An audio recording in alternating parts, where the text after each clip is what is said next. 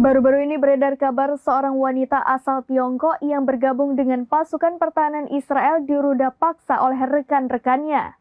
Adapun sosok wanita asal Tiongkok yang diruda paksa oleh rekan sesama IDF itu berinisial A.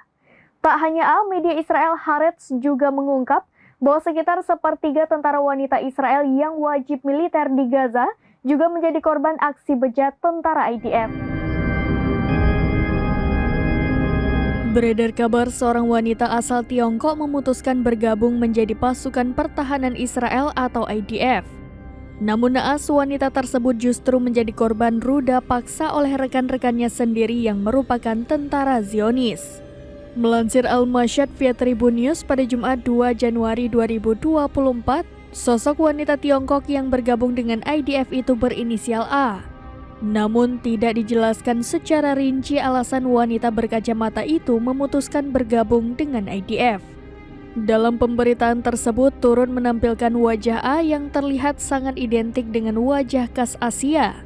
Tragis, dalam keterlibatannya membantu IDF, A justru mendapat perlakuan tak bermoral. Beredar laporan yang menyatakan bahwa A diduga diruda paksa oleh rekan-rekannya sesama tentara IDF.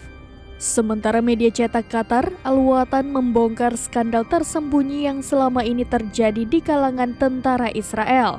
Dilaporkan bahwa tentara Zionis meruda paksa rekannya sendiri selama puncak aktivitas operasional di Perang Gaza. Perusahaan penyiaran Israel pun melaporkan para tentara Zionis itu melakukan aksi bejatnya pada malam hari. Bahkan, tindakan keji itu sudah dilakukan berminggu-minggu selama perang di Gaza. Diungkapkan bahwa skandal ini sudah menjadi titik terendah moral tentara Israel sejak bulan November 2023 lalu. Sementara media Haaretz melaporkan bahwa sekitar sepertiga tentara wanita Israel yang melakukan wajib militer menjadi sasaran pelecehan seksual.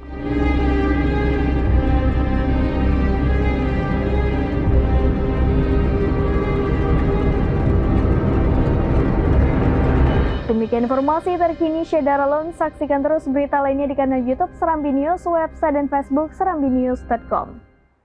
Download Tribun X sekarang, menghadirkan lokal menjadi Indonesia.